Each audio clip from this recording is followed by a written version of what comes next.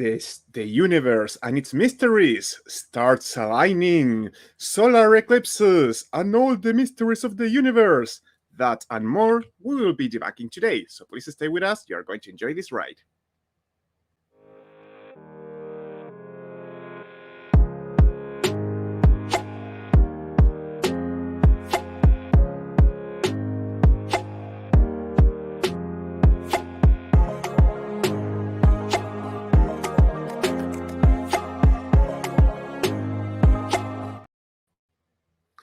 Hello, everybody. Hello. It's so awesome to be here. I'm extremely lucky to be surrounded by these beautiful ladies who are very smart, and that's why they are here, mostly. Now, you're all beautiful and smart, and I'm extremely happy to be here for that reason. One day I want to be like you, ladies. So, I would like you to introduce yourselves. Yeah, you have the power, people. Let's go. Apostate, if you can start. Hey, guys. I'm Apostate Anne. Happy to be joining you guys today. Thanks for having me. Thank you. Dear Alma, what about you? Oh, I'm glad that you invited me. This topic seems very interesting. Let's see what we got. And our dear Helen? Hi, thank you for having me back. I'm excited to go into this blind so I can have live reactions to probably silliness. But thank you for having me back. Yes, and I have to say, my galaxy looks bigger than yours, so there we have it. And yeah, we're going to start by talking about the universe and stuff related to it, especially an eclipse that is upcoming, which, dear Apostate, you gave the idea, so it's fair that you start telling us why did you think it was a good idea to talk about that? Yes, I thought it was very timely because, as y'all probably know, April 8th, there's going to be an eclipse. And where I am from, or where I am, it's going to be a total eclipse. And so there's just been a lot of buzz from people that I know, just kind of saying things like how eclipses have been correlated with historical events or spiritual shifts. Even one was saying about how the last lunar eclipse, had this path and this one has this path. And so X is going to mark the spot where something is going to happen. And so, as you know, a lot of times with religions, you have predictions and correlation. So I wanted to dig a little deeper in that. And then also in the Bible, there's mention of some phenomenon that they interpret to be from the God. So it'll be fun and timely and relevant to what's going on right now. Yeah, I really like this topic because where I come from, now in Latam, there are a lot of myths related to eclipses. So there are always, kind of fear to them, like this sense of impending doom because bad things happen. Eclipses have always been bad omens. And there are things like pregnant women, for example. They are told not to get under the sun because that could affect the baby. There are stories of women who put their hand on their belly, so now the baby grew up with a face with the shape of the hand on their face the rest of their lives, and you always hear that type of stories. And when I was reading about that, I learned that in India, people don't eat during the eclipse because apparently the sun kind of protects the food from poison. So when during the eclipse, food gets poisoned, and if you made food during that time, you have to throw it away. Really sad. So there are a lot of myths surrounding eclipses. Interesting. Yes. And so one of the things that I found that was correlated with eclipses was earthquakes. And they're like, oh, they just happened to be that there was an earthquake, the earth trembled as there was this eclipse. And so I kind of looked into it. I'm like, okay, how prevalent is it that there are earthquakes? And so I'll share my screen if I can. It's going to be awesome. Okay. Wes. No, it's probably me. Okay, here we go.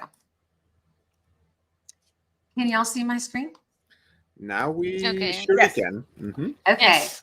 So this is it's talking about why we're having so many earthquakes, and this is talking about how Let's see. I'm sorry. I think it was something like, it was in the thousands that per year. And so let's see, 20,000 earthquakes around the globe each year, approximately 55 per day.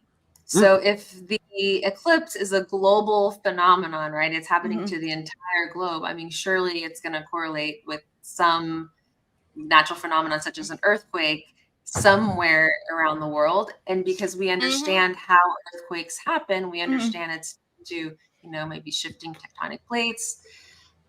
Increased fracking, I know, has kind of contributed to increased earthquakes.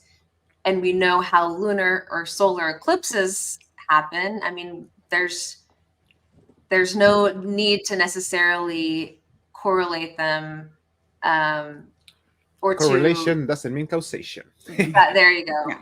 To Exactly. attribute it to one another just because they're happening to happen at the same time.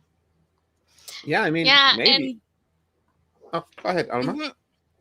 It reminds me of during the earthquake, that there was a really huge earthquake in Mexico City in 1985. That most of the city just dropped like a box of house cards. Well, there was an eclipse. I think it was a lunar eclipse earlier that year. So everybody was like, "Oh, it was a sign." No, no, it wasn't. And Right. And everybody was just thinking about that. Oh, sorry, Alma. I saw this VHS 86, and they stated that what provoked the earthquake was a Mayan god waking up. So I don't know if I should believe that it was actually the lunar eclipse. It could be that Kukulkan came out. Yeah, could be.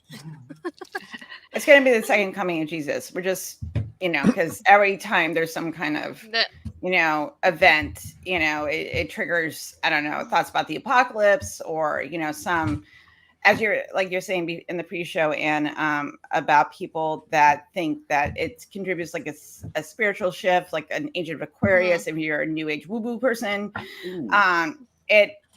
These type of events think that there's some people that believe in like superstitious ideas, believe like eclipses kind of herald in an event, and it's a sign, which which is concerning because we know why eclipses happen.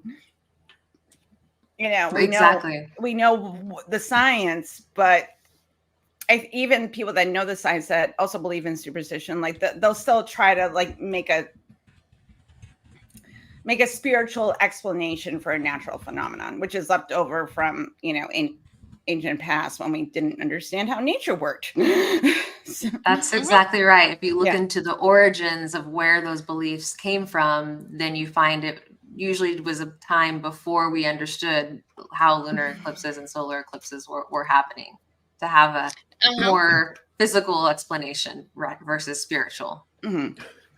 I would like to read to you something very interesting that I found on the internet.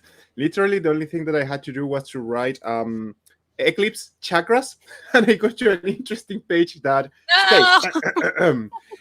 Chakras about eclipses? Oh, yeah. I remember this from when I was in the woo-woo phase. So, go ahead, what was that about? Asian astrologers believed that solar eclipses were highly karmic events that helped to balance the scales of justice in the world.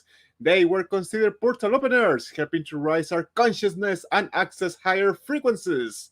Although NASA states that a solar eclipse has nothing to do but a psychological effect on us, many other cultures around the world and mystic believes otherwise. During an eclipse, there is a shift in the vibrations and frequencies of energies on Earth. Your balance might be affected, or you may feel out of sorts. You may also feel extra sensitive to emotion of those around you. So, people, it's not that you feel sad, it's not that you are scared because people are making stuff up. No. It's just a high shift in vibration and frequency of the energies of your chakras, the one producing all of that.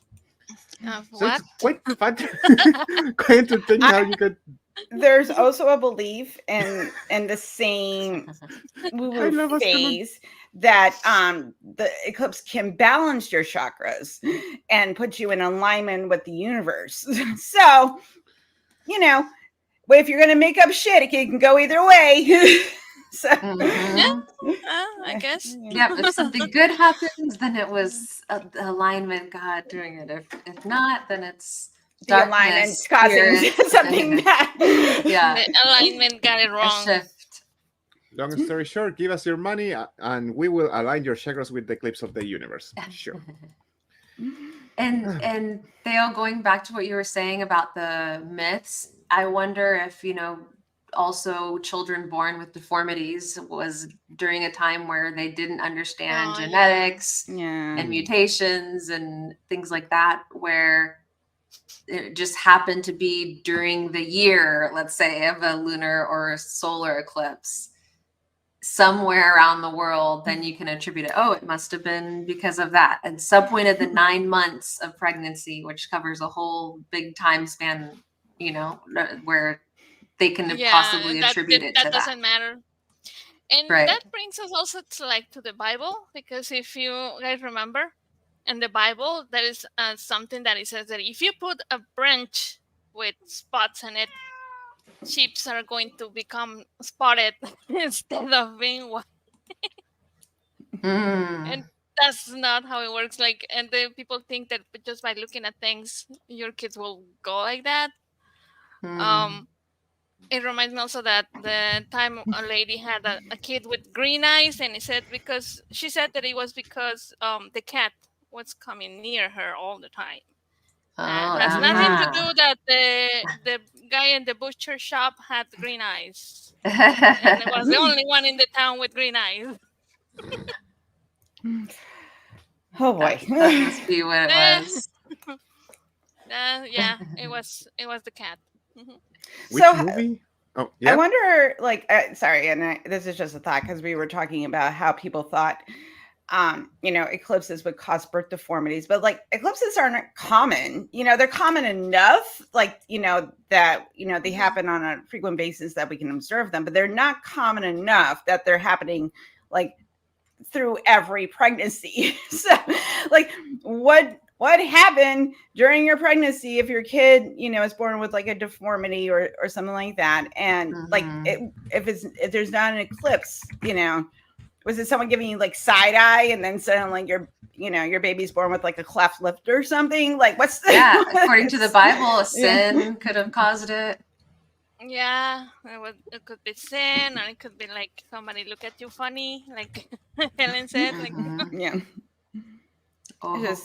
It's just so and I understand I understand it for people that thousands of years ago, even a couple hundred years ago, that didn't understand how things worked. I get that. I totally get it. If I would live back then, I'd probably be making shit up too, because we didn't have the scientific method. I get that, but I don't know why today people are still following those myths, because we have the knowledge and wisdom now to reflect on and go, oh no, this is just a naturally occurring phenomenon, not. Yes. Yeah. It's also the same with comets, right? Not only the eclipse, only comets. I remember there is so many myths regarding the passing of a comet. It was announcing a king, or a king dying, or something like that, or a war, disease. That's a good point. Famine, yeah. And stars too. Star Sirius marking the inauguration of a new king, a new god. Okay. I don't want this episode to be a little bit about clickbaiting, so let's talk not specifically the Bible, but something related to the culture of the Bible.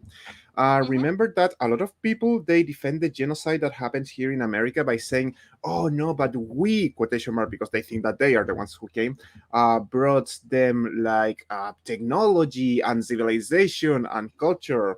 And people forget that here there was a huge civilization before, and a lot of culture that they just smashed, destroyed, and they stamped. We have talked about that before. And one story that I really like about this, to show how ignorance, these conquerors or immigrants, how they like to call themselves, these Europeans who came here, were, is a story about Fray.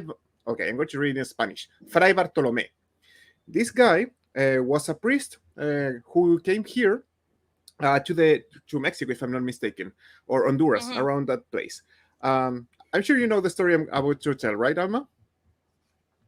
Yeah, Well, yeah. he was going to Go be ahead. Go ahead. Go ahead. sacrificed by Mm-hmm. the natives, and Mm-hmm. he threatened them, and he told them that if they dare to do something to him, God was going to darken the sky, because he knew that that day there was going to be an eclipse. And in the end, what was happening is that they already knew about the eclipse, and I think that they were actually sacrificing him to the eclipse, like as in Uh, commemoration to the eclipse or the something like that. eclipse. And there was also a story. It was kind of like that, but not really. Regarding, but this was in Haiti. It was from Columbus, Christopher Columbus. He was there with his men, and they was just eating for free and doing nothing in the island, and the people was getting fed up with them. So he said that the to the natives that if they didn't keep feeding them for at least another month before they could go, and he was going to steal the sun from them, because he had like a um, he knew that it was going to be an eclipse. So that's how he got also free food for a month, because in that culture they didn't have that that knowledge of regarding the astronomy. So they were like, oh, okay, stop doing that, and we'll feed you. And then the eclipse was gone, and he was like, oh, okay, I won't do that again if you keep feeding us. But yeah, and also there was a bunch of other stories that are like that, but I'm not sure that they were like all true, because like Ateo says, most of those cultures had like knowledge regarding astronomy. They were able to predict some of the movements of the stars, and I think, and that was most of it. Most of those stories are like were like propaganda to say like, oh, those people are so gullible, so stupid, and in reality, they have like a lot of advances into math and astronomy and even agricultural, and that they even had sanitization in their cities better than the ones that were in the European cities. They already had figured out how to get rid of the um, you know waste Waste. mhm, of wars and everything, while in the European cities they will say that people just grab their party and throw it out the window. And that was like the way they keep their house clean. And also we have even seen in Renaissance paintings where you see the kitchen and you see the rats all over the food, just walking in there like it's nothing. And none of that was happening in the Americas.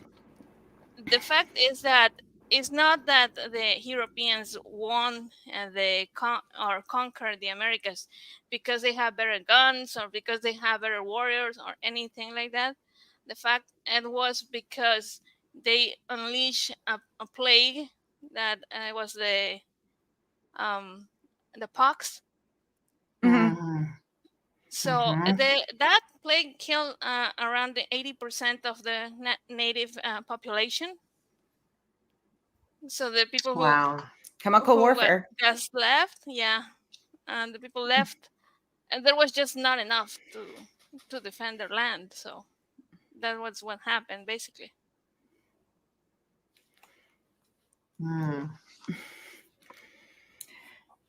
Well, I think that also too, like the idea of having better technology, it feeds into a myth about the power of the Europeans, and I think and it sells better. If you're rewriting history and history is written by the winners, you make up, well, we did a genocide, but we were just better than them. And, we were more technologically advanced and they were savages, when really it's just like, no, we had diseases they couldn't, had no defense against, and we got everybody sick.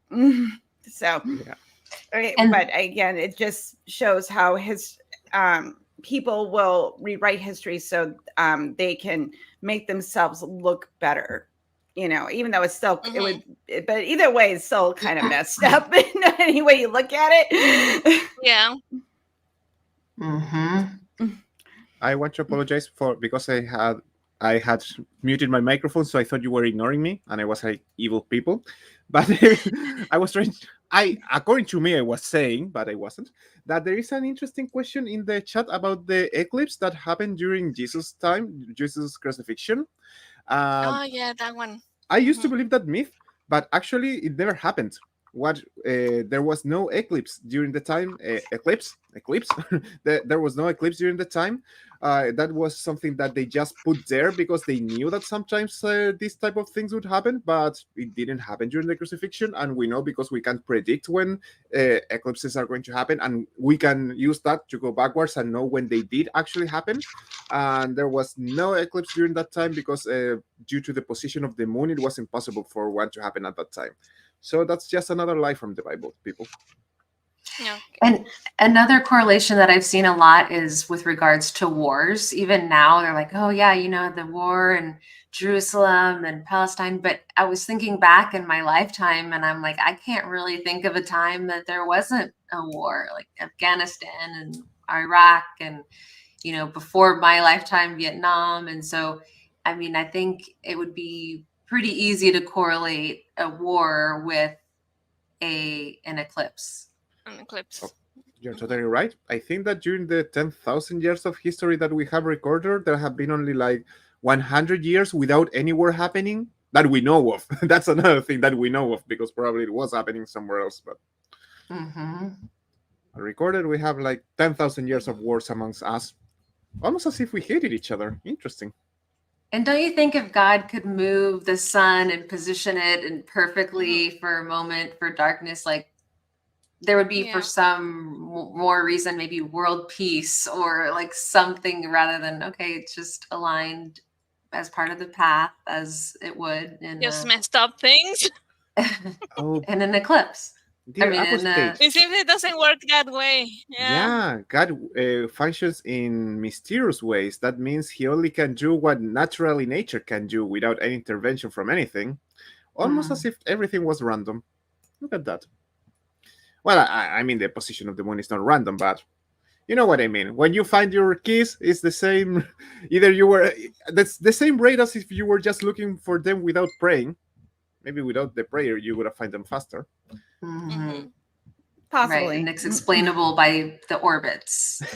We understand. Are we going to talk about the silliness of astral signs and the zodiac and all of that? Or I don't know. Do you want to say something about it? Because I always mention the same. Okay, imagine if you live in a country with 12 million people. Do you really think that if you read the horoscope on a Sunday, there are 1 million people going through the same thing? Besides, it's so general that, oh yeah, you're a good person. Obviously, if you read that, you're not going to say, what are you talking about? I'm not a good person. Nobody does that. Well, Teo, there's more to it than just sun signs. You have certain signs are in different houses, like in your moon house and your Jupiter house. And, and those influences certain things about your personality as well. So, that's why, like, when you read the horoscope, it doesn't always apply to you because there's other influences, because, apologetics. Oh. Astrological apologetics, everybody. As I was questioning everything and deconverting, part of my process was joining Facebook groups that were heavy into astrology and that whole world to see what I could learn from them who have been in it their whole lives, who are really into it. And I asked the question on several pages, like, how does the alignment of the planets influence your personality, or something that's happening with you, or a cycle. Yeah. And I never got an answer, like in how. And then so that was yeah. Yeah, I remember that at one time I told one of those a person like that they were saying that, oh, it's just that the horoscopes are right sometimes, and I was like, yeah, I will know, I'm a turtle. and he's like, that's made up. Yeah, all of them are. And we can Dinosaur. see that we can see even now in the pictures that Helen and Theo has on the background that those figures that we see in the sky are not really there.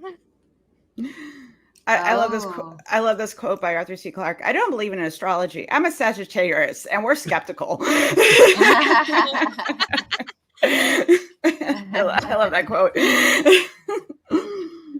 That's good. Yeah, I remember once there was a guy who said that the position of the stars was a sign that God was drawing figures for us in the sky. So that guy doesn't understand how 3D works, because what we see from our little sphere in here, it looks totally different from another point of view, and only we can see the images that are in there according to us, because we move our planet to another galaxy, and yep, we have totally different skyline, and there are no figures, or we will find other figures. We love doing that with our monkey brains, that we love to imagine stuff. That's so true. And I also think about the whole age of Aquarius thing you've heard about. It has to do with like eras, I guess you could call it. I think it's like 200 years time span, but it's like depending on where you are in the planet, the time would have begun or be in a different position. So it's like, it's kind of an invented concept from one particular part of the globe. Do you understand what I'm talking about, Helen? I know you were kind of in that world. I do. Yes. Yes, I do. And it's a very Western idea too, the age of Aquarius. Yeah. Where did it start? When did we start? Where did it start? We're in the age of Pisces, I think, right now. We're in the age of Pisces, and we're supposed to move into the age of Aquarius. It's I'm not going to go into it because it's convoluted and stupid, but it's not precise. There's not an exact way. There's not an exact thing, because it was supposed to happen in the 60s, when everybody was leaving organized religion and got into gurus and Eastern mysticism and philosophies and Buddhism and all and social change. It was a big social change. So they thought that this was going to herald in the age of Aquarius, which is going to be this great awakening of the human consciousness, but it only happens in the West. If you talk to people from other countries, they're like, what the fuck you talking about? Because if this was a thing that was going to happen globally, right? Okay, it would happen to everybody, but no, when we're not there yet, because I've heard everything from, people have to get in an enlightened mind for us to move into that period. And we're not there yet, because it's silly. Or I've heard from that all the way to, because of our effect on the planet is affecting how it's moving through the galaxy, and we're not aligning with the thing and those energies in a certain way. It's all convoluted and stupid. But it's all our fault, everybody. Just so you know, we're not enlightened and not going to world peace because your chakras aren't aligned. So really, oh no. In general, we're always evolving in some way. So that's not like, oh, now is when enlightenment and evolution is beginning in this moment. If Fidel put that he. Sorry, no, I'm sorry. Go ahead. No, I'll go ahead. I was going to say something silly. So go ahead. Oh no, it's okay. And I don't know if you remember that I told you that I think I remember telling you, but that I used to work making up horoscopes. Yeah, I love that. I love that you did that. That's so awesome. So how would you come up with what you were saying to that person? There is a website that it will tell you the movements of the planet. Okay, so you will start with there. You'll say, oh, the moon is retrograde in the house of whatever, and then you put the meaning according to what the person was asking you. Like, oh, I'm worried because I want to know if I'm going to get that job, or I'm worried that I think that my husband is too tiny, or that if that boy is going to call me, wherever they are asking you. And then you add like a positive trait, like, oh, but you are so strong that you are going to come up on top, even if they don't call you for that job. But you have a very strong possibility because the moon is retrograde in Taurus. And that means the strength of the bull is going to help you out to come out winning. Whoa, you're good. And Yeah. they will, and yeah, they will be very happy. I had like really steady clients, but it was not good. I was kind of embarrassing, and at the end I was like, no, I think I rather to look for something else. So interesting. I'd rather work for a job. I rather Okay. to get a real job. We have been talking a little bit about the stars, the movement of the sun, our closest star. We had other stuff to talk about also, dear Apostate. You brought a huge list that I was like, oh yeah, this is going to be interesting. So in case we don't have time, which one is the most interesting from the list? I'm curious now. Well, since I just came from visiting the Smoky Mountains and saw the beautiful nature. It's so beautiful there. Yes, I think I'm going to go with this question. And it's that, does complex and functional life mean that God made it? Nope. Short Nope. answer, nope. We understand how Nope. randomness shapes stuff around us. Also too, like if we are minds like human minds, like simplicity, anything we create is simple and efficient, and it's made to do certain jobs. Nature is complex. The systems that and the ecology that all works together, and also some of those systems don't work in certain environments. And so for me, because nature is so complex, that there's no mind behind it. Because if the human mind likes simplicity and efficiency and things to make sense, so that's kind of my kind of thinking on it. That's a simple way to put it. I like that. I think that the keyword there is efficiency, because nature is not efficient. Nature, evolution, people just murder everything that you can, and whatever that survives can keep going on. That's why you have some plants that have to eat meat in order to survive, which is very complicated, complex, and wastes a lot of energy. But yeah, if the plant didn't do that, it didn't have nitrogen to survive in their environment, so it wouldn't survive. So we try to make stuff as efficient as possible, and nature is kind of the opposite of that. I will say, to kind of clarify, I think there's some ways in nature that are trying to be more efficient, like the use of energy. Like if something is not useful and they'll use the energy for something that is useful, things like that can contribute to evolution. But yeah, in general, like even to say, for example, I hear the argument a lot, like, look how perfectly we are made for our environment. And it's like, if you were to move you and plop you on like maybe 90% of the planet anywhere, and 90% of the planet, chances are you're going to land in some water or some ice or some mountains to where you couldn't survive there, or extreme heat, even or like the Amazon, where everything wants to kill you. Yeah, people, do you want to do something fun? Go to Google Earth and check around the Pacific Ocean and put only the Pacific Ocean. the planet looks totally blue, like totally covered in water, because that part is so huge that you can literally see a world made of water or covered in water. So if you like to suffer. And also too, like, and keep in mind that we're perfectly suited to this environment in like a modern era.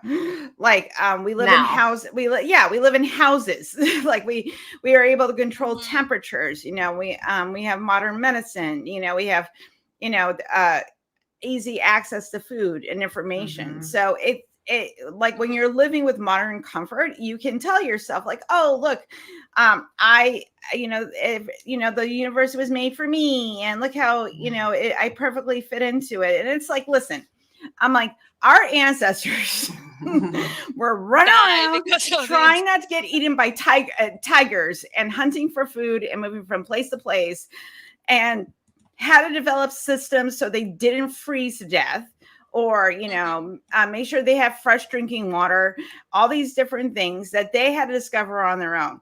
If God existed, we wouldn't have to discover all that crap. It would just be there.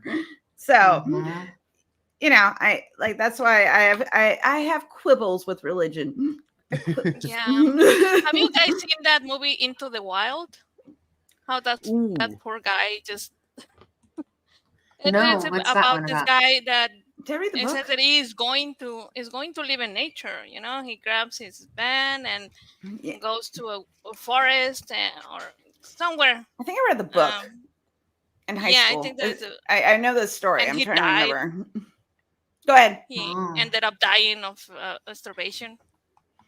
So wow. yeah. Sorry, but he was an idiot. He decided to go and live in nature, quotation marks, without any experience, without any knowledge on how to survive. He was offered several times to stay with other people, but he was like, no, I want to live with nature. I'm sorry, but nature is nothing. It's not an entity that wants anything. But if it wanted to do something, it would be to murder us, because once again, that's how we're here. Everything that could die died, and whatever that survived is here now talking about why God doesn't exist. Yeah. And that's what you were bringing up, Anne, about just because if something is complex, it doesn't mean that God exists. I can understand why people think that, because from our perspective, we can't know everything of everything. It's impossible. So because we like efficiency and we like it to be simple, religion provides that. It gives a very simple answer to a very complex problem, or complex question, I should say, because nature's not a problem. Nature just is. And I think because like I thought this way, I wanted very easy explanations, like, why is life hard? Why do bad things happen to good people? Why do good things happen to bad people? And I wanted, first it was religion, then it was like, how to do with energies and chakras and being out of balance and, and all that woo stupid stuff. And I think for a lot of people, that's easier to deal with than the complex problems of our environment's effect on us and our effect on our environment. And that also includes other people. So I think I think that's harder for people to kind of grasp and understand, rather than just, the religion just gives me this nice, easy answer. And I don't have to think about, systems and how complex everything is and how everything is interconnected, on a naturalistic level. That's a good point. And it takes me back to Theo's question about the horoscope. Because now that we kind of understand through, for example, brain scans, and you can see, okay, this person's brain is very active in this part of their brain or underactive in this part, and that contributes to their personality, from everything to their taste, like what they like to eat, to their mood, to their sense of humor, to their physical athletic ability. I mean, there's so much tied to the physical part of your body. And then we've also now, understanding psychology more, understood how, for example, your birth order can have an impact on your personality or your worldview, your upbringing, your environment. So how nurture plays a part in who you are too. So it makes more sense than attributing it to, the alignment and patterns and old knowledge of star alignment, because we know that they were wrong in the past. Mhm. Okay. I think I would like to. Oh, there is a question for Alma. Nice, Alma. Was there any kind of cultural differences you had to take into account if you made horoscope in English and Spanish? Hey, this is a good Oh, one. good question. That's a good question. Especially since I would think physically, if you're in another country, the star alignments may be different, or even like in Asia, how they have, the bull and the rat and the donkey and those kind of aspects in their horoscope. I'm a Yeah. snake in Chinese horoscope, which I kind of dig because I love snakes. So I dig it. Well, the site that I was working with, they usually just cater to the, the American people. And everything was in English. And like I said, I used most of the work. I was done by a website that makes the automatic birth chart. And the rest of it, I just fill it up with nice things, or by saying, "Oh, but your sign is the sign of wisdom, or your sign is the sign of strength, or your sign is impatient, but that means that you are driven," and stuff like that. Even things that it could be at some point considered like negative, I could try to twist it into being a positive. So people will be like, "Oh yeah," and so the job was mainly make them feel nice about Yeah, them. it's like you're not lazy. You need a lot of rest. Yeah, you're not. It's not that you're lazy. It's that you are just a relaxed spirit. Means that you need more time to just beware of your surroundings. That's not bad. It's just you are more relaxed than everybody else. So yeah. Yes. Okay. I think this could be a good moment to go to the third topic. I think I remember you said something about it was something about biology. I don't have it on my notes because I had to close everything, but I can search for it. It was something about biology, you said? Yeah. Do you remember what it was? Okay, there Bats was a at few things. birds. I kind of mentioned about having dominion over birds and fish, but then also about being made in his image and what that means. So was it one of those? Sure, of course, totally. Just want to mask the fact that I don't remember what you said. Any of those topics sound interesting to y'all? Okay, well, can you repeat them? I'm sorry, I was giggling. Like going back to the Bible, there was two different phrases that I thought we could talk about. One was having dominion over the birds and the fish, and or like sea creatures and birds in the sky or something like that. And then the verse about being made in his image, our image. Well, both of them are quite interesting. Both of them, I have seen them doing very harmful stuff. Let's try to get both of them. Yeah. I'm going to choose Alma. She's going to be the one deciding which one of those two we go with.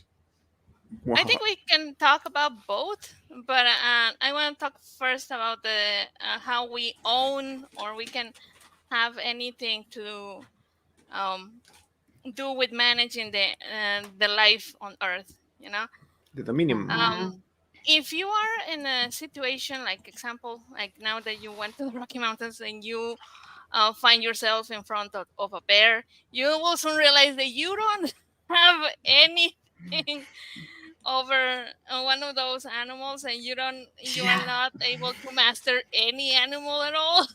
No, they can climb trees. They They're can gonna maul eat your you in a face. second. Yeah. I don't have dominion over that bear. Yeah, wait, are you saying that I would not be able to fight and wrestle a bear as I have seen in anime? Come on. No. Have you guys heard of Timothy Treadwell? No. There's a documentary you have to watch.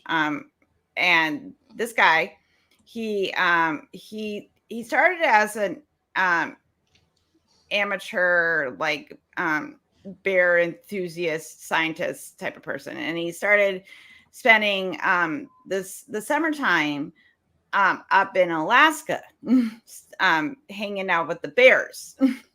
Oh, I do remember this now. Yeah, and got eaten by one and his girlfriend, and it was. Didn't he record it? Like, was it No, the the video camera was on, but you couldn't see anything, but their camera was on and it recorded everything. And luckily, I don't think it's made it out and onto the internet, which is shocking. And I don't think anybody should listen to it because I can't imagine.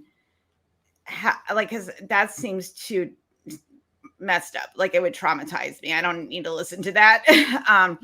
But again, and this is the thing with hubris, and our own thinking of what you're pointing out, like, we have dominion over, nothing. the nature, and well, I'm going to go live with bears, and he started thinking he had like this mystical connection with the bears and they trusted him. But like when he was killed, it was going to the end of the summer, going into winter. And the food was scarce for the bears, and they're going to plump up, before they go in hibernation. And the bear that attacked them was one that was particularly aggressive, and also was hungry, and it's like, well, these meat bags are here. Let me eat the meat bags. It's coming right to me. Yeah. And it's making it easy. Yeah, like it's like, I'm not gonna punch a gift horse in the mouth. I'm gonna eat the people. And I'm kind of making light of it, but it's actually very tragic. It's not funny. But it's more tragic. But the tragic part of it is the hubris of us. Like, we think that, we anthropomorphize animals, plants, we do this, because our only experience is being human. So we, put these things onto nature. But really, other than domesticated animals who still have their own way of existing, nature doesn't give two craps about us. And the fact that, people think that there are rare exceptions where wild animals that are seemingly wild, will be domesticated, but it's not common. And people tend to want to, I think there's a part of that on the subconscious is like wanting that control over nature, because in the end, nature's going to win, in the long run. And I think that's part of our own hubris. And, and because of that, like people like Timothy, nature don't give a fuck, and it's going to eat your face. So, and that's what happens. And also, do you remember Anne? I think we have talked about before with Mark and regarding how there was some verses in Mark and the book of Mark where they were saying, "Oh, and you will be able to handle the poisonous snakes and all that." And there's a lot of people who still try to do that. They're like, even though those were like fake or they were just added afterwards, but they were just like, "Oh yeah, this is what I'm supposed to do." And then we see in the news, "Oh, a pastor of the church was bitten by a snake and now he's dying." Yes, several of those pastors have become Darwin Award winners for some reason. And my mind goes to even evolutionarily, like birds have existed for millions of years before we were even around. They're ancestors of dinosaurs. And so they didn't need us for millions of years. They can fly. We can't fly. I mean, I don't know what the true definition of dominion is. I feel like there's been lots of interpretations like, well, that means we have the right to eat them or kill them, or we're smarter than them, or I feel like there's power over them. there's a lot of different ways to interpret that, but I think no matter how you interpret it, it's not true. We don't have dominion over sea creatures or fish or birds. Yeah. Cool. Well, I want to make a small pause because we have an awesome guest right now. Yeah. This guy, have you heard about him? I have seen him around once in a while. I don't know who this is, so this is the first time I've met Mark. What's up, everybody? Let me tell you about this guy. This guy came to my channel like 3 years ago. He decided to help a little bit. He didn't want to be recognized. He forced me to change his voice in a 2-hour episode and to cover his face. And now he has his own channel. Can you believe it? Unbelievable. I love you, Mark. You are awesome. Thanks, man. No, I'm infiltrating the party as I. Awesome. And Yeah, a little side note, he's my hubby. Aww. Can we have the tulip? Oh, you're the infamous Mark. Okay. Yeah. Yes, that's Mark. He's the one who was dancing with bears next to Anne over there. Yeah. Yeah. I'm say that we're opposite of mind is very binary. It's her and I. Okay, sir. As awkward as that might sound, saying that word. No, it's okay. Yeah, just say that she makes the rules and that's it, dude. You were going to bring us something special today, weren't you? I do, yeah. So I've got one bit of biblical science. Ooh, if you could go I to the other slide. So Perfect. this is Bible science. Oh, Okay. 2 words that usually don't go together. Is that like right. creation science? Well, you know what? Mark, are you talking about Bible science or biblical science? So like this would be so let me explain what this actually is. Okay. Yeah, This because is I think known you mean as biblical. the Babylonian map of the world. Ooh. It's a cuneiform inscription that predates anything biblical. And it was something that was part of the Babylonian, Assyrian context. And this is how they viewed the world, actually. So if you notice on the right, there's the map.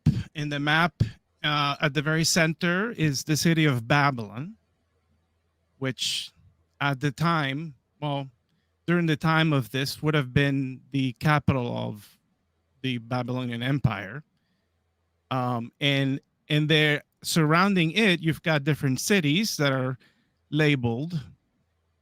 And then there's this circle around the land area that has been labeled as ocean. And these are like primeval waters now that are way at the very end of the world. So this is as far as the world map went, basically, to these waters. And then surrounding it, you see these triangles. Those are these very mythical islands that would correspond to, like, in a Greek perspective, Mount Olympus. These are inaccessible to man, but only accessible to the gods. So the gods would operate, within that realm. And then outside of that, there's, the heavens, wherever the gods would be. And this is it. And now this is not developed by the Jews. This is not a Hebrew thing. It's an Assyrian tradition. Mm-hmm. It's a Babylonian tradition that, in my opinion and the opinion of many, reflects the understanding of the cosmos. I don't know how to pronounce that. From like the Hebrew perspective, from the Jewish perspective, from the perspective of whoever was involved in the composition of the book of Genesis, primarily. And it's really interesting in that this is how they also viewed the world, that the world was flat and that this is the extent of this land. And that's it. So completely ignorant of, other continents and whatnot. And that's understandable. Now, there is an interesting link, because you might ask, you said this is Babylonian, so how is it biblical? Well, because that understanding shows up in scripture, and there's one passage of scripture where I find that there's a really interesting literary connection to this map. So if you could turn to the next slide, this is from Genesis 8, verse 4, more specifically, where it describes if you remember, after the flood subsided, the ark settled in an island, in a mountain, I should say. And the mountain has a name, and that's Ararat. Okay. Now, what is the significance of the naming of this mountain? The text doesn't really say. It's not explicit anywhere. It just happens to be named. But when we look at Babylonian cosmology, now if you could turn back to the map, we do find, if you notice, within the circle on the upper side next to the word ocean, there's the arrow are these mountains. And notice the name of the mountains is Urartu. Okay. And so, as it turns out, these are the mountains that whoever came up with Genesis and the whole flood narrative, which we also know, little did you know that there are two flood narratives sort of blended together. But anyway, whoever mentions that, it says Urartu, and that Hebrew word is a cognate of the Assyrian that corresponds to Urartu. Now, what about that, right? What's the big deal? Well, from Babylonian cosmology, there's this belief that at the very end of the land, there were these mountains, the Urartu mountains, at the very edge of creation, right? So now, if we think about that, then you reread the flood narrative, and what the authors are trying to tell you with using the same cognate Urartu mountains, is they're telling you that the ark was displaced so far because of the flood that it actually landed at the very end of the land, like at the very edge of the known world. So when you look at it, when you think about it in that perspective, now it makes total sense why the inclusion of the name and how that plays a role in this narrative.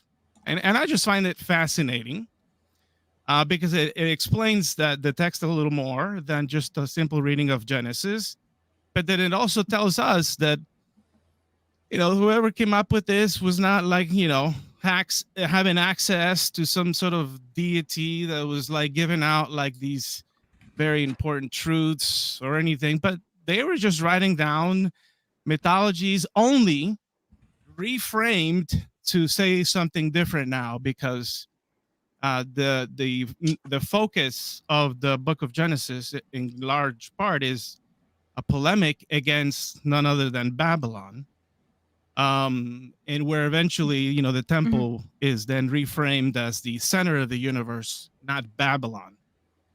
So it retells it its own Jewish centric perspective, if that's even a thing. But that's besides the point. Anyway, what do you guys think about that? Yeah, I learned something new today, so that's cool. Awesome. It's a good addition to our conversation, because I think the point is we were pulling things from the Bible, like having dominion over birds and sea creatures, and people take that to heart and add so much meaning to that and think it's true. But if there's so many other things that are not true, and we understand why they believed it, though, because it was based on their limited understanding, and now we have better understanding, then it makes sense why we can let go of those beliefs or not put so much power and credibility into them. Yeah. And I did mean to mention that the literary connection is not the only thing.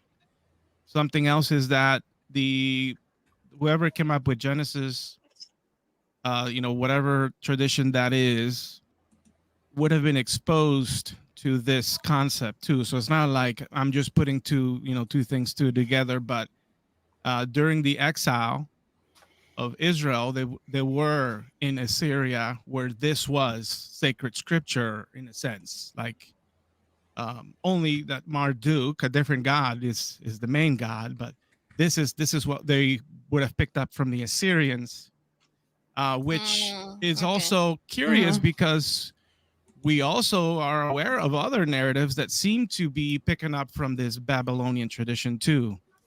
You know, not to mention that they have their own flood narrative too. So they're all connected. You know, it's not new thing. It's something a that it was rephrasing. kind of recycled. Yeah, that's right. A recycling, retelling, recentering, repurposing of ideas. Just to make sure, are you telling me that the story of the Bible flood that we know is a retelling of another story about a place that doesn't exist?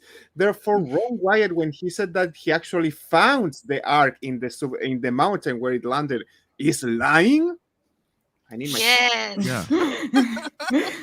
That's right. Yeah. If you guys secret's look out into, now. there's Cat's one out of the bag. interesting one because I think there are more than one, but the Athrahasis is one of those that to me just sounds like that Genesis borrowed heavily from it because the sequence is so alike, in the sense that you've got God or gods. In this case, you've got gods that take pity on, well, there's one God that takes pity on humanity through one man that he then approaches and gives him instructions. Hey, we're going to flood, or, the main God is going to flood creation. So you better build an ark. Now, what I love about the Atrahasis that Genesis completely misses out is that unlike Noah, who just saves his family and the animals or whatever, the Atrahasis saves his entire village. So he's like the town hero. And it's about that village that he founded. Not that he just happens to be a righteous man, but that he founded like one of the very first. It's a nucleus of humanity. So fascinating story. And then also, the waters come, and then also the ark. I want to say that it settles in Ararat, in Urartu. So it's like right there. It's all together. And also remember that one time we read about Enki, and when he gets a woman out of a rib. Right. Oh yeah. Right. Yeah. A woman of the rib, yeah. Apostate Anne, you did that too also, right? Yeah, Ninthi was the name and meant rib of the lady or lady rib or something like that. Exactly. Yeah. And it was part of healing Enki from a curse from actually eating a forbidden fruit, which was actually, I think, sleeping with his granddaughter or something like that. Ew. Makes so much more sense. So there's a sickness. Now I'm grossed out. Well, I mean, we kind of know that the eating of the apple is supposed to be symbolic of something perhaps sexual. So the origins are also the same. And I also wanted to read, so Tsunami mentioned that they should have copied Indian mythology. Then we wouldn't have to deal with younger creationists. But we would be dealing with reincarnation, which is also disgusting and has its own problems. So, also, before we continue, when Mark's arrived here, he said Science Bible. Science Bible, Mark, would be like what how are they called? Come on! These guys who lie to defend the Bible, apologists. What apologists would say? Oh yeah, no, the Bible. There is science in the Bible, and it's explained this and that way. What you tried to say was biblical science, which is the study of all our ancient tales in order to compare them with real history and compare all the fables that there are in there. And that is actually a real science or branch of science, which is perfect for what we're doing today, talking about how science keeps destroying the Bible and its tales. Yeah, and the thing about this is like whenever apologists want to make something great about what Genesis is saying, you got to point him out. Like, look, this is really how they saw the world. So before they paint this whole universe, right? No, they are. What's in mind here is a piece of land surrounded by water. That's very small, and that the world is flat. So deal with that. Yeah, when you were talking, Mark, about this particular perspective of what they thought the world was, my mind went immediately to flat earthers, because this is how they perceive how the world is. That there's an edge to it, and that when things go over the edge, that's why we don't have access to certain ideas and certain things that have happened in the past, and they're able to make the Bible story kind of fit into that perspective. And I'm just like, okay, good for you. But I'm like, okay, but you're drawing on a myth that could, that's 5,000 years old. That's going completely against how we understand reality, because these people existed 5,000 years ago and didn't have any sort of perspective of how the world really is.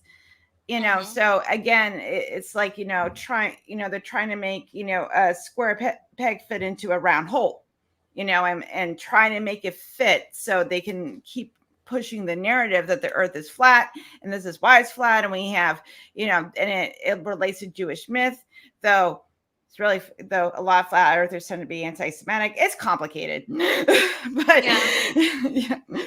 they're just cherry picking all over the place. Yeah. I think it goes with what Wes was asking. What do you think about is the harm of believing that kind of nonsense? In my case, something that you just mentioned, Mark, regarding what they leave out of the story of the flood, like the fact that instead of saving the entire town, it just was Noah and his family.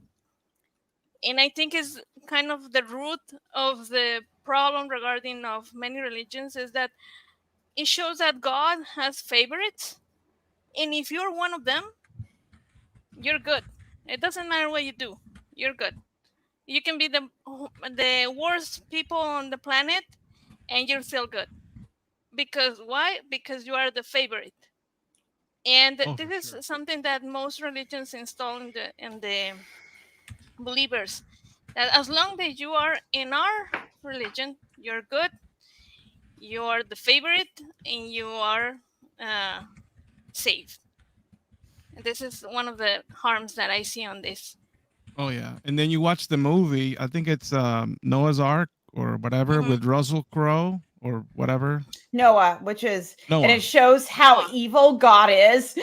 Like the flood is not seen as like how it was in like the Prince of Egypt. Like it is like fucked up.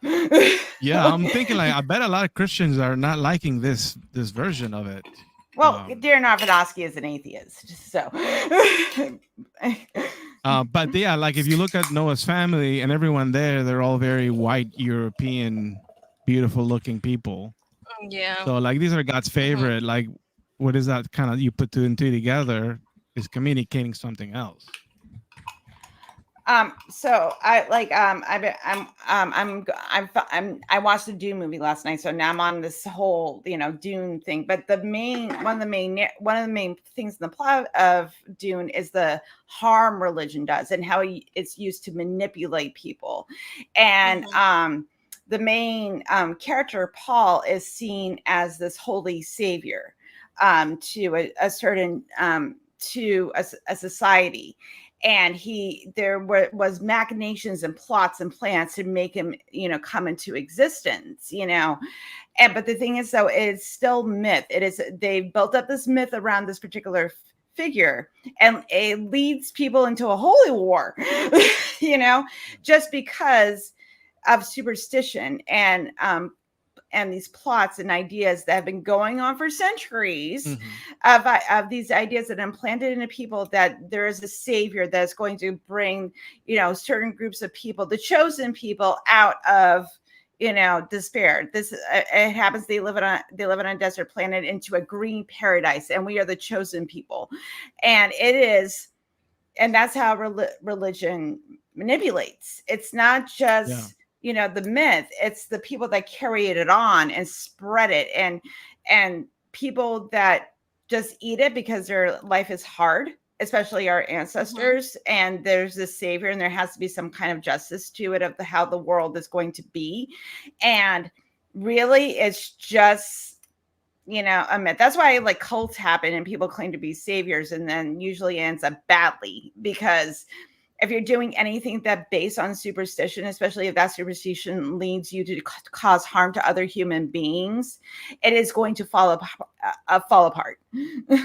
Yeah, this concept of the Armageddon, or like the end of world, the eschaton, whatever you want to call it, is presupposed on the concept that God already ruled the earth through water. So like if he did it through water, the next thing that makes sense is fire. Yeah. And so that's sort of built into that same idea. And that's part of like the scare tactics of the church to like compel people to surrender to their Christian message. And that's horrible, because that means that, the earth could just burn up. It's an imminent threat that no one can escape. Like, how do you get away from that? And that goes back to what Anne was talking about having dominion over the earth. There is us to exploit. It's not there for us to live in balance with, and it's just that we're stripping and raping the earth of its resources. Right. And when that, we're not having dominion over them, we're destroying their environment and their future. Right. But really that's leading to our demise, because what is the existential threat? Global warming. So, and we did it to ourselves.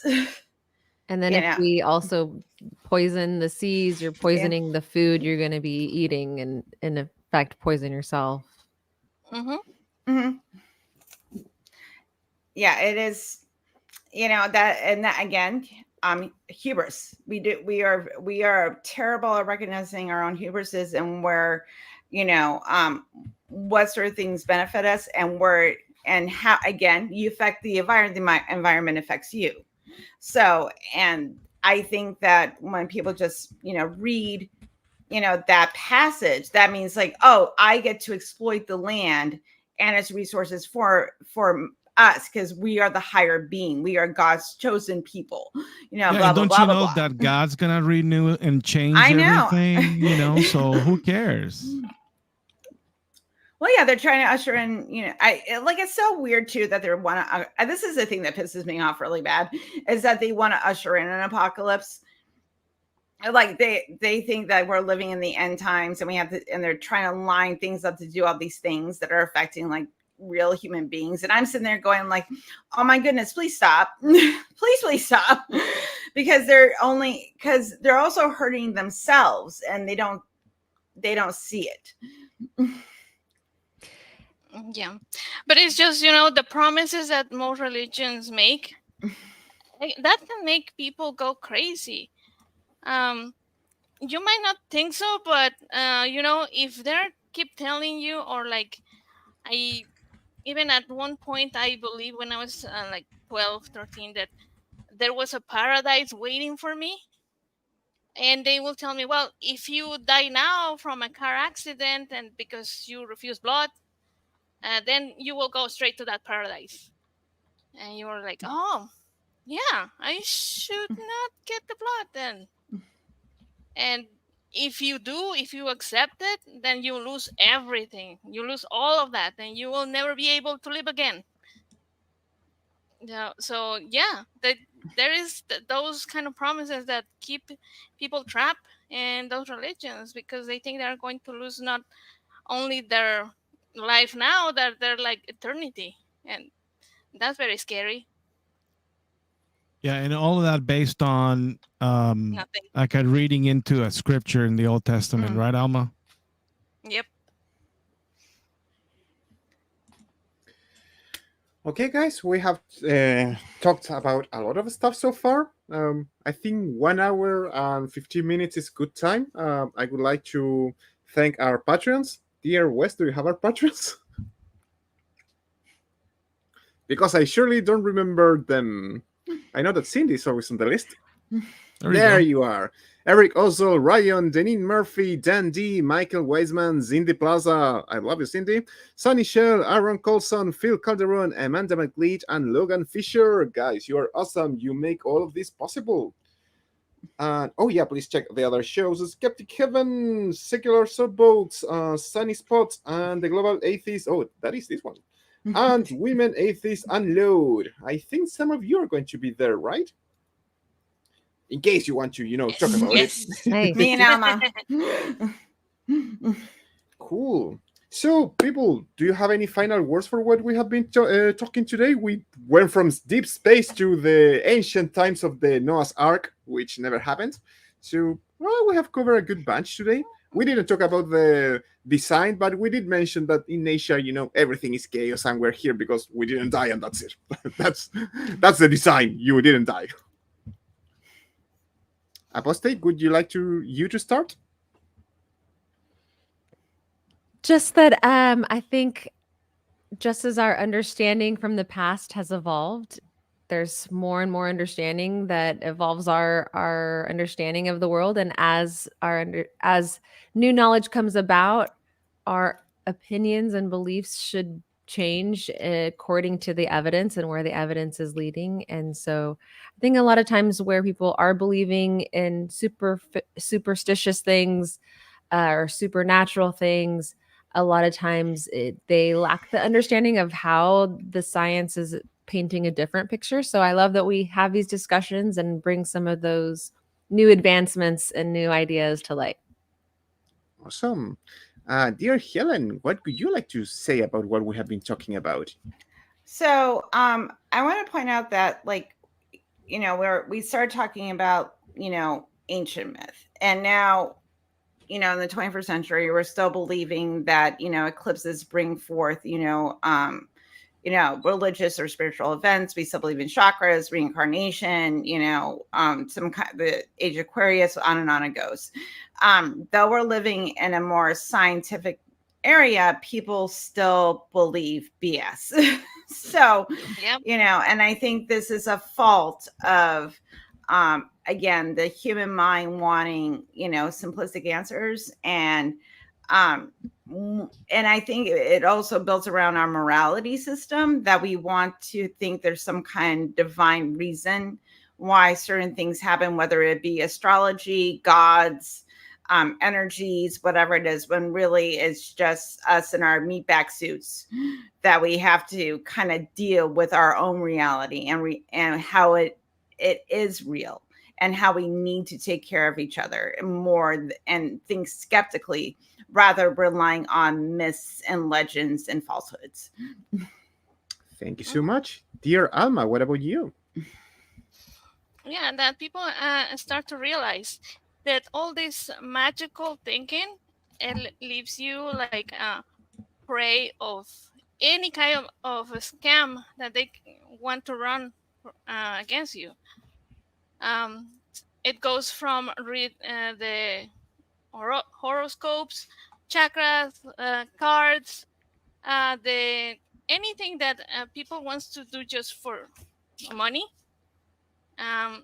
People who have this magical thinking are more prone to believe that and to be scammed by those. So this is why we try to let everybody know that this is not something that should be followed, or at least it should not be considered science. Cool. Thank you so much, Mr. Peralta. Are you muted, honey? That's awesome. Cool.